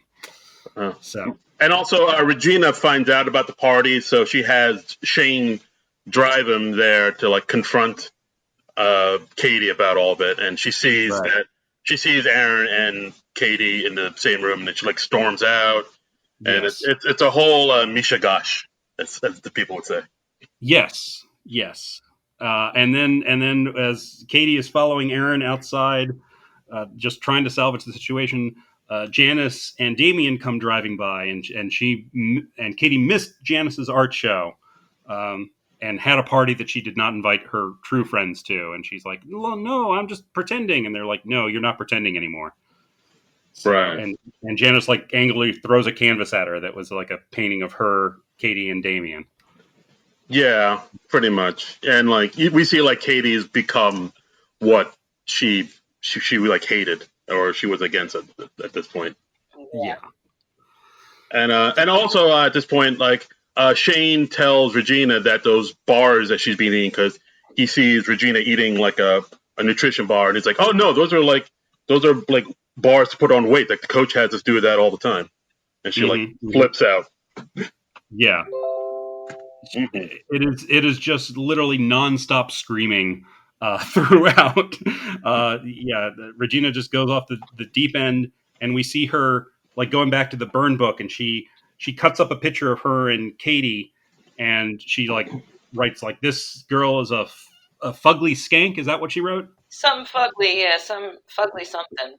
Fugly was somewhere in the mix there, yeah. And she's just fugly like, slut. Fugly slut. Okay, and just like, don't trust her, and you think, oh, she's going to put Katie's name in the book, but no, Regina puts her picture in the book.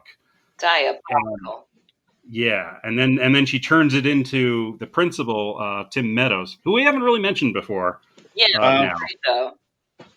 Yeah, actually, there's one thing I noticed about like Tim Meadows that I looked into it, and we see he has a hand. His hand is in a cast the whole movie.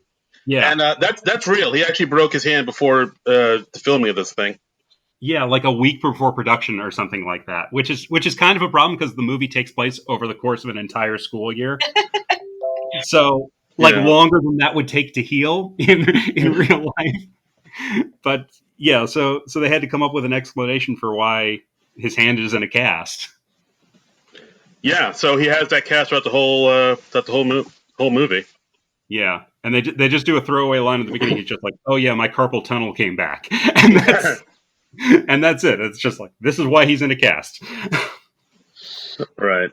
All right. So at this point, Regina brings the burn book to Principal Duval, Tim Meadows, and she plays it off like, "I don't know who did this, but it's all these horrible things are being said. I found it in the ladies' bathroom. We need to get to the bottom of this. It's so hurtful and harmful." So of course, Principal. I think Regina says, "Well, there's only 3 people that aren't in this book, and that's Karen, right, Gretchen, and Katie." So of course all 3 of them get called into the principal's office, and they get framed. And so while they're in the principal's office, we see that Regina has made photocopies of all the pages in the book and just throws them all over the school. And then people start to see them, and they see them made out with the hot dog line, and and it erupts in what I can only describe as chaos. Yes, yeah, it's very the end of Cruel Intentions. Like all the secrets are spilling out. The end of Cruel Intentions. That's funny. Yeah. Mayhem. Yeah. We got the 2 Asian girls fighting over the coach. Over the middle-aged, overweight coach. Yes. Yep. Obviously. And there's a funny scene where I guess it's the assistant principal. She like runs in and she's like, "Principal, you've got to come quick. They've gone wild. The girls have gone wild."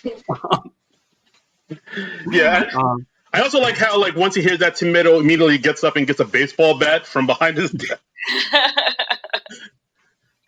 Yeah. It's he goes into full Joe Clark mode from was it Lean on Me, the Morgan Freeman movie? Yeah. Right, yeah, Lean on Me. Yeah. And I think one of the Principal Duval's line, like after he sees all the mayhem going on in the hallway and people shoving him and pushing by him, he was like, "Oh hell no, I did not leave Southside for this." Yeah. I mean, I just want to give a special shout out to Tim Meadows. Like he doesn't have the biggest part in this movie, but whatever he has, he just fucking nails, man. He is so funny. He's so underrated. He's so underrated. So he hits the sprinklers. All the girls get drenched, and he says, "All the junior girls go to the gymnasium now." Yeah.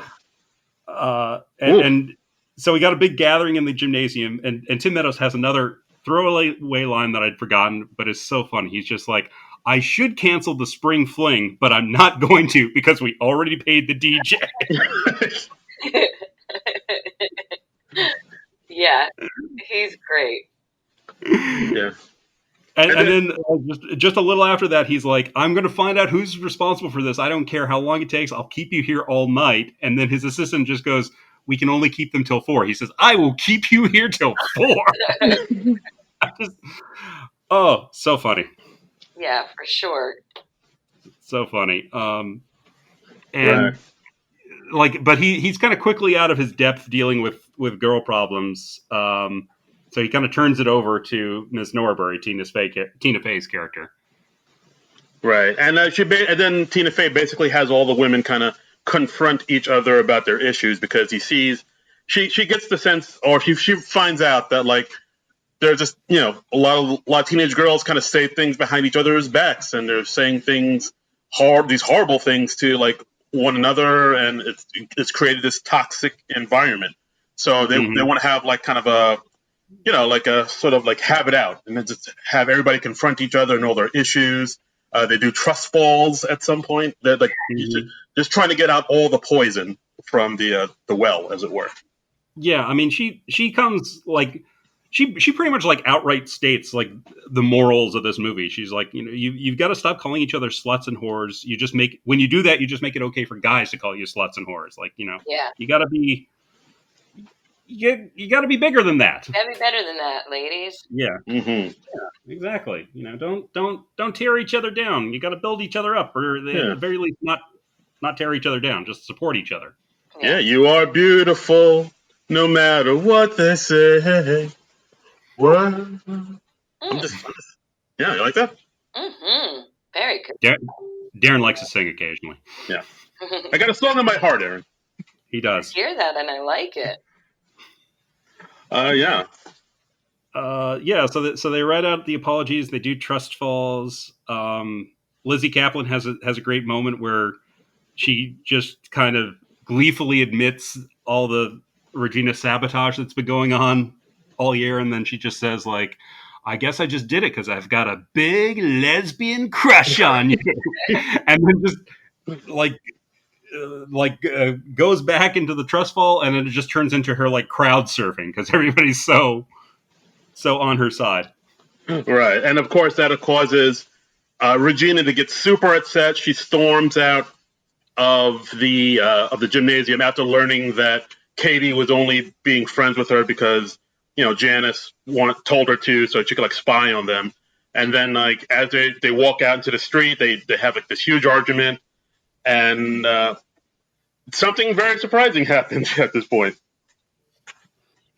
Yeah, Regina is letting Katie have it, and then just a school bus just slams right into her. Yeah. First time I saw that, I was like, "Oh my god!" It is just kind of out of nowhere, but they do have some subtle foreshadowing of it earlier in the movie. Like when Katie's walking into the school on her first day, she's nearly hit by the school bus that just rams on by. And apparently, it's a movie world where no one stops after they hit somebody. Yeah, no, obviously. So it's all just hit and run. Yeah, you gotta get those kids to school. Yeah. Even though you're at school. Whatever. I want a schedule. So yeah, Regina gets hit by a bus out of nowhere, and of course, that's when like the whole school sees it, and then there's like a rumor that Katie pushed her in front of the bus, and like now Katie kind of becomes like unpopular again, becomes a bit of a pariah in the school. Yeah. Well, yeah, both because everybody thinks that she wrote the burn book, and because they think that she was, tried to murder someone. So yeah, not real popular. Yeah, that don't earn you cool points. Yeah. Like rumors and attempted homicide. They're not great for your high school popularity. And she's back to eating her lunch in the bathroom again with all the drinks. Dun, dun, dun. Come full circle. Yeah. And and this gets back to her parents. And Katie has to have her parents like sign a math test that she had a failing grade on. so that her parents know. And then Neil Flynn, the great Neil Flynn, as her dad, he's just like, you're what do they call it? Grounded. Right. He doesn't have much to do in this movie, but he's really good at what he has. Anna Gasteyer doesn't have too much, but Neil Flynn is really good. Mm-hmm. Right. So at this point, Regina lived. She's not dead or nothing. She just I think fractured her spine, and she is in her house. She has like a big head brace type of contraption on. They call it a halo, apparently. Oh. Nice. It's like one of those things. It's like a round thing that goes into your head, and I think it actually bolts into your skull or something, so that you're not moving your neck and damaging yourself further. So, I did not know that. Look at you teaching us. Yeah. Well, I watched a few things where people get hit by buses. Right. So basically at this point, after kind of having her popularity taken away from her, Katie really kind of wants to make amends. She's like, oh, I let all this get away from me, and I really kind of don't. I think she makes an analogy saying, if you get bit by a snake, you have to suck the poison out in order to live. So she's trying to suck the poison out of her life. So she goes to visit Regina at home, try to make amends there. She tries to make amends with her teacher, Miss Norbury, who the cops have to go to her house because in the burn book it says that she was a drug dealer. So right, and and since the allegations about the coach turned out to be true, they say they have to investigate all the other charges in there as if they were true. So Ms. Norbury's being investigated as if she was a drug dealer. So that's fun. Yeah. So she apologized to Miss Norbury, and Miss Norbury says, well, I got one way you can make it up to me, and that's join the Mathletes. So she agrees to join the Mathletes. Yeah, she joins the Mathletes for the extra credit to make up for all the tests that she was failing to impress Aaron. Yeah. Right. So I think that's right. So she goes to the Mathletes tournament, which is of course on the same night as the spring fling. Yeah, and there was this one cool line where Kevin, the captain, as they go out to the stage, he's like, "Oh man, it's a great turnout this year," and it's literally 20 people. Yeah, and they're all kind of spread out, and and this is happening, of course, on the same night as the spring fling because if you're into math, you can't possibly want to go to a dance. No. Yeah. I mean that just doesn't happen. It's either or. It's either or. Katie's having kind of a tough time at the competition because she's rusty at math. She hasn't been good at it in a while, but she kind of gets the hang of it. And it comes down to her and the girl on the other team. And Katie starts sort of taking apart her appearance mentally, the other girls. But then she says I could do that, but that still wouldn't mean that this girl wouldn't beat me on this last question. Yeah. So none of that stuff matters. Yeah. And she says, all you can do in life is try to solve the problem in front of you. Right. That's a good takeaway, I think. Yeah. If you call somebody dumb, that doesn't make you any smarter. If you call somebody ugly, that doesn't make you any prettier. It doesn't. Right. All that shit does not help. Yeah. Nobody gets anything out of that. Right. If you call another comedian unfunny, that doesn't make you funnier as a comedian. Exactly. If it did, actually, no. I take that back. That does totally make you funnier as a comedian. I'm going to hang on to that.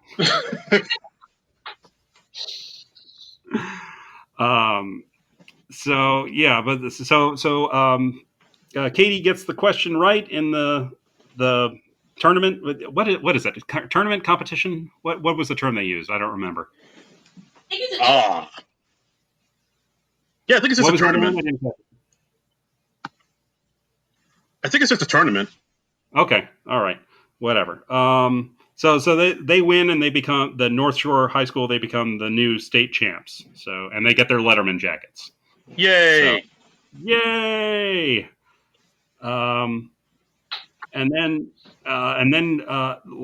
the team decides to go out to the spring fling to kind of celebrate their victory, and they invite Katie along, and Katie's like, "Oh no, I'm grounded."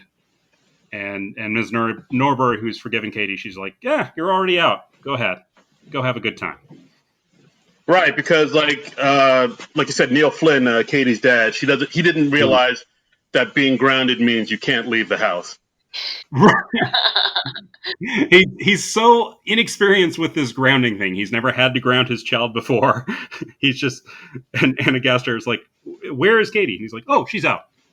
And she just gives him a look like, "What?" And he's like, "What? Are they not allowed to do that when they're grounded?" He's he plays the oblivious dad really well. Mm-hmm. Yes. So they end up going to the spring fling, and she's there like in a Letterman jacket because I guess do mathletes get Letterman jackets? I feel like they don't. They have a line earlier in the movie like if they win the competition they get their Letterman jackets or something like that. They got the jackets because they won the tournament. Yeah, I see. Yeah. All right. So that's why she's wearing it. Okay, I didn't know that was a thing. I thought that was just for like football players and baseball players and stuff. But I guess mathletes can get them too.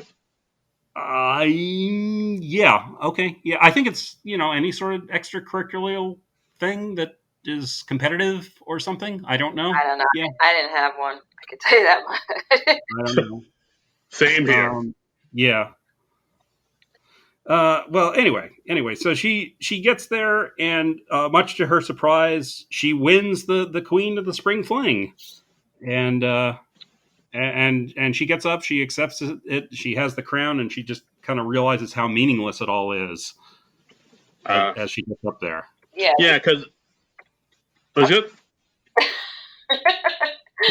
I was gonna say we get that end of movie scene at the dance, with the dramatic king or queen. It's in a lot of teen movies. You're going to get those ending scenes. So we get that in this one too, which is nice.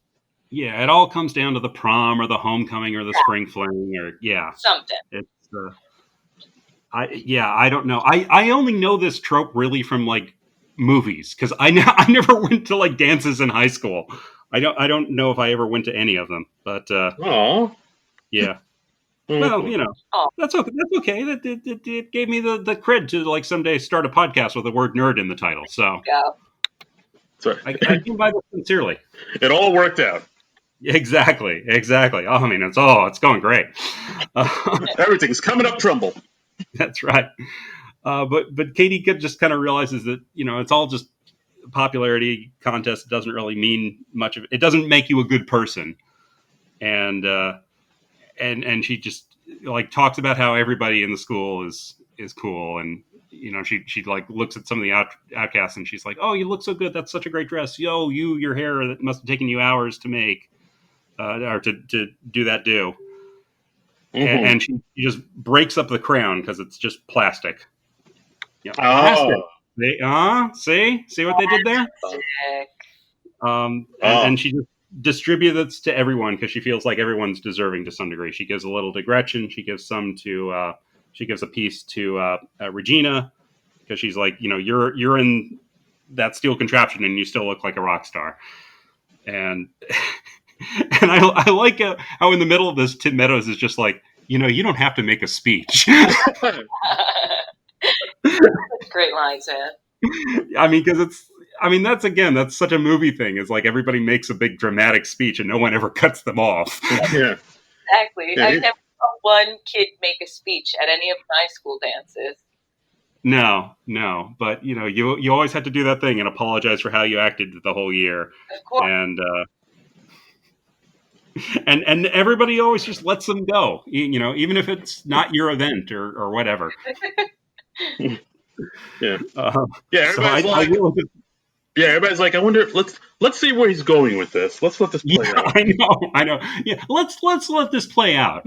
But I just love how Tim Meadows just kind of threw that away. It was like, you don't have to make a speech. But so everybody forgives Katie. She makes up with Aaron. He forgives her. They kiss on the dance floor. It's all good. Yeah. It's all good. Janice and Damien have a near kiss on the dance floor before they swiftly realize, no, this is so wrong. not happening. Yeah, and then that's when the guy, that kid Kevin, moves in, who's like the captain of the mathletes. Yeah.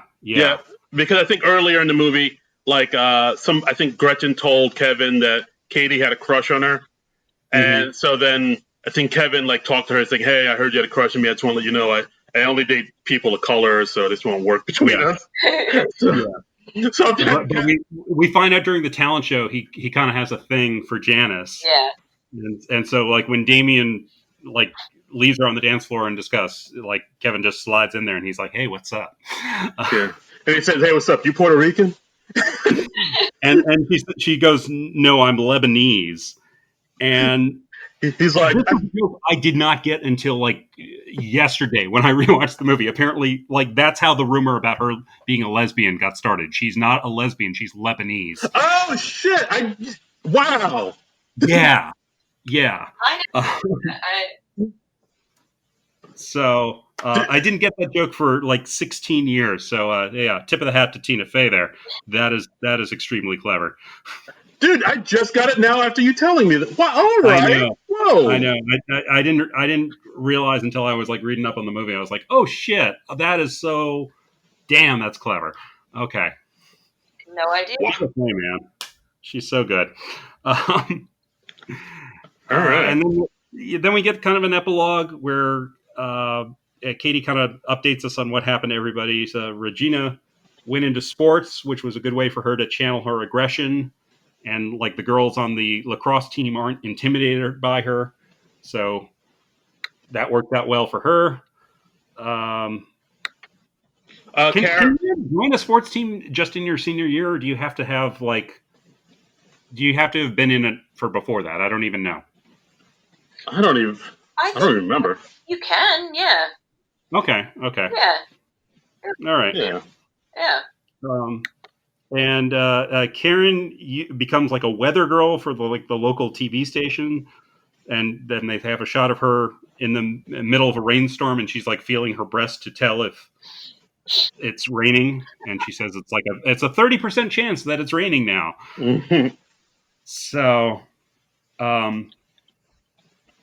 yeah, and Gretchen gets in with a new clique, the Vietnamese clique, and she's so she's with the new clique. Yeah, and she's got her hair all straightened, so she looks kind of vaguely Asian now. Vaguely. Which, well, I don't know how else to phrase it. Wow, John, wow. Well, that's obviously what they're trying to do, right? # cancel Trumbull. Okay, I'm just going to be quiet now. Okay. But yeah, so the plastics basically broke up, and then we learn that Aaron went to Northwestern, where Katie's mom teaches, where she has tenure, and then we see that like everybody in school kind of gets along now. Like all that drama that happened from last year just kind of went away. Yep. They kind of worked it all out. They're all in their own little cliques, or they've just become people, like well-rounded people, and they've kind of given up on all that BS. Yeah, I mean, we see like a new generation of plastics who are in in the freshman class. Right. And like they almost get hit by the bus too. They almost get hit by they get hit by a bus, and then it's like, oh no, psych, it's a dream sequence. Who are these bus drivers? Yeah. Like, a lot of bus drivers in this town, man. I don't know what's going on with those bus drivers. That's a whole nother thing. Somebody needs to report them. I mean, just like hit the brake once in a while. Just pump the brakes. You're there in the school. You don't have to like take off at 70 miles an hour. Oh boy. Yeah, they're a little lax on their hiring process for bus drivers, apparently. Yeah. And, yeah. Like the coaches and the bus drivers, they need to look into the hiring practices for those guys. Yeah. like those are maybe two interview questions they should introduce. Like, one, do you sleep with students? And number two, do you hit the brakes after you run over a student? Then they re-ask question number one because it's really important. Yeah. It's like, no, seriously, do you? I love that they cast like the coach. He's like overweight, way older. I was like, this would never happen, would it? But I don't know. He's not a hunky coach, and we see him like briefing students on sex, like doing like abstinence only, and at one point he has to spell chlamydia, and he starts spelling it with a K. Yeah. So he doesn't know a lot about sex, so but somehow he has the game to pick up on the Asian students, I guess. Wow. So I don't know what's happening there. All right. And that's the movie, guys. Mean Girls. For my money, it still holds up, still hilarious, still smart, still a great film. Yeah. It still works. I mean, except for like a couple things where you're like a little, yeah. Why is the coach sleeping with the students played off as a joke? But I mean, that's going to happen with almost any movie that's far enough in the past, I think. Yeah. And there was that one point where one of the Asian students dropped an N-bomb. I was like, oh, that couldn't happen today. Yeah. That's But I mean, other than that, like I think it still holds up incredibly well. Yeah, I would agree. Aaron, does it still work for you? I completely agree. Yeah, I think it's like I said, it's a stop and watch for me. I'll still, I see it's on. I'm like, ooh, Mean Girls, gotta give it a go. So yeah, it definitely holds up. Yeah, it really is one of those movies that you can you come on to it in the middle of it, and you're just like, okay, I guess I'm just watching this to the end now. Yeah. Because I mean, it's a pretty breezy movie. It's only like 96 minutes according to my DVD here, and it doesn't really ever drag at any point. No, not really. It moves pretty well. Nice little pace. Yeah. I mean, it's no How to Beat the High Cost of Living. Oh boy. Yeah. We watched this movie last week, Aaron, and it's a slow one. It's from 1980, and they paced things at a different time back then. Ah, yes. I'm glad I wasn't on that then. Yeah. They kind of learned how to pace movies by 2004, I think. All right, and so we also we put out the word on Twitter that we were doing this, and we got some tweets in about it from Manette Maradi saying about this movie, I'm not opposed at all to the musical or the rebooted movie musical. High School in 2004 is completely different from today, and Tina Fey said herself she would have pushed the message more if she knew how popular Mean Girls would have become. Yeah. Did you know that there was actually like a sequel to this movie? I did see that, yeah, like straight to TV, right? There's a Mean Girls 2, and I know like nothing about it. It was made in 2001, apparently. 2001? 2011, I'm sorry. Wow, they made it before? They traveled back in time to make Mean Girls 2, just so no one would accuse them of ripping off Mean Girls 1. Let's see. It stars Megan Martin, Jennifer Stone, Mayara Walsh, Nicole Gail Anderson, Claire Holt, Diego Boneta, and Lyndon Ashby. But Tim Meadows returned as Principal Ron Duvall. So. Yeah, I saw that. He was the only one that came back. I know that movie wasn't written by Tina Fey. I remember reading that Tina Fey was approached numerous times to write a sequel to it, but she always declined it. So yeah, there was like a reunion. They did one of those Entertainment Weekly reunion things in 2014, and Tina Fey was like, I resisted a sequel, and now I think we've kind of missed our window for one because it's been 10 years. Yeah, fair enough. I mean, like, I don't know. I mean, how would you even do a sequel to something like this? Or just like the Plastics have kids now, and now they're going through high school, and how that works out? Maybe like at their class reunion or something, they somehow get mean to each other again. I don't know. What do you do? Yeah. but it's fine just as a standalone thing. So I guess the Mean Girls 2 just has all new characters, right? Yeah. Like, but yeah, I mean, sometimes you only need, like, you don't need a sequel for every movie that does well. Sometimes just that one movie is fine. It's just like, you caught lightning in a bottle that one time. Just let it be. Be happy with that, and just appreciate it for what it is. Yeah. I mean, if they made a sequel, maybe it could have kept Lindsay Lohan off the streets for a little bit, but other than that, not too much reason to make it, I think. I don't think a sequel's necessary for a movie like this. I feel like maybe it would take away from the original, Yeah, because I mean, if you do a movie and the sequel's not very good, it kind of lowers your estimation of the original movie a bit. Exactly. So, some other trivia tidbits. Amy Poehler, only 7 years older than Rachel McAdams, and she plays her mom. Yeah. Interesting. Well, how old was Rachel McAdams when they made that? She was like 24 or 25, so she was like well out of high school. Yeah, she was. Like Lindsay Lohan, she was around 17, and I think the other two were like somewhere in between, like late teens, early 20s, I guess. So right, and also Tina Fey confessed that, like, when she was casting the film, she liked the guy that played Aaron, Jonathan Bennett, because, quote, he looked like Jimmy Fallon.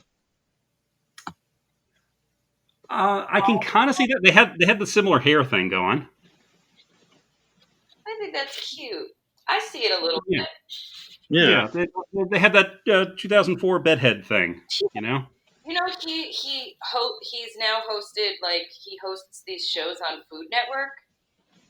Like, I looked him up because I had no idea what happened to him. But yeah, apparently he has hosted Halloween Wars and previously hosted Cake Wars. So. Yes. All right. Yeah, I am a viewer of those shows, and I was like, "Oh my gosh, it's the guy from Mean Girls." Yeah. I didn't really know what else he had done, but apparently, he was in the Dukes of Hazzard: The Beginning TV movie, where he played Bo Duke, and he took over the character of Van Wilder in the National Lampoon's Van Wilder freshman year. So. Okay. So so he's done some things, and he was on Dancing with the Stars. Oh, hello! I did not know that. In the 19th season, he was eliminated in week 6 and finished in 9th place. So, well, all right, very nice. 9th place, not that good. I mean, how many places do they have on that show? Like 10? About 9. Oh, okay. Well, yeah, okay. That's not great. That's not great. Okay. And like as we said before, this was turned into a Broadway musical where Tina Fey wrote the book, and the music was done by her husband Jeff Richmond. Very nice. So that's cool. Yeah, I haven't even heard the songs from this. I should listen to the soundtrack or the cast recording from this sometime. Yeah. I hear a lot of good things about the Broadway play, or the Broadway musical, as it were. Mm-hmm. Yeah. I can see it lending itself well to a musical because it's kind of like, big emotions, big dramatic emotions. So, yeah. Yeah, for sure. You could do a lot of fun stuff with that. Yeah. So I'll have to check that out, and it's still running. So, well, I guess not now in COVID world, but nothing's running. Yeah, nothing's running. So yeah, maybe we've missed our window on that. I don't know. Oh boy, I'm sorry I even brought it up. Way to bring down the party, man! Jesus. All right. So maybe if people could be in the same room with each other again, it'll come back to Broadway, and we could possibly see it. Maybe, I don't know. Here's hoping. Here's hoping. Fingers crossed. And that's Mean Girls, guys. And Aaron, thank you so much for joining us, for being with us here, and breaking down one of the best movies of the early aughts. Yeah, no, thank you so much for having me. I'm sorry, my children the monsters are starting to No, that's okay. No worries. No, thank you guys so much for having me. It was really fun. Oh. I love the movie, so I love talking about it. Yeah, we enjoyed having you here. Erin, where can people check you out or follow you on social media? Sure. It's on Facebook. You just find me under Erin Wahlberg, WOHLBERG. Mm-hmm. And on Instagram, it's Erin.Walls, WOHLZ. That's where I put all my fun, upcoming stuff. Mm-hmm.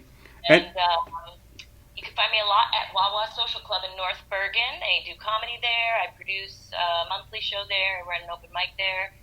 So that's what's what for me. And you got that back up and going now in COVID world. Doing it outside. Uh-huh. We've been doing outside shows. We've done 3 now already outside, and they've gone really well. We've been able to kind of transition and keep it outside and keep everybody safe. So it's been good. It's been good. We're going. The next one is October 16th. So save the date. Okay. We do a show, the Hell Yeah Comedy Show. I produce. The co-producer is Josh Wells, who I believe you guys know. Yes. Yeah. Josh is dope. Yeah, awesome. So we do. It's called the Hell Yeah Comedy Show, and we do booked comics, and then we do an open mic after. So it's usually pretty comic heavy, a really fun night of comedy and hanging out, and it's a good time. Cool. All right. So if you're in the New Jersey area, please check that out. And if you want to follow the SNL Nerds on social media, we're on Twitter and Instagram at SNL Nerd Show. Right. And as always, you can follow me on Twitter and Instagram at Darren Credible. That's DARIN Credible. And I'm on Twitter and Instagram at Trumbull Comic. That's TRUMBULL and the word comic. And we're going to be back next week with the season premiere of SNL. I'm excited. We're going to go back to talking about sketch comedy for a little while. Yeah, I really don't know how they're going to pull this off. I mean, I imagine the first go around is going to be a little rocky, but I don't know. I'm very excited to see how this all comes about. Yeah, we're gonna see. I'm sure they'll have some new rules in place. Apparently, they're testing everybody every day. They may have some masks in some sketches. They're narrowing the gap between the dress rehearsal and air. So they're doing all these things to try and be as safe as possible. And it's going to be interesting to see how they pull it off. Well, let's see what happens, my friend. We'll see what happens. So that's next week on SNL and on the SNL Nerds. So we'll see you then. But until then, Nerds out! This has been a non-productive media presentation. Executive producer Frank Hablawi. This program and many others like it on the Non-Productive Network is distributed under a Creative Commons Attribution Non-Commercial No Derivatives license. Please share it, but ask before trying to change it or sell it. For more information, visit non-productive.com.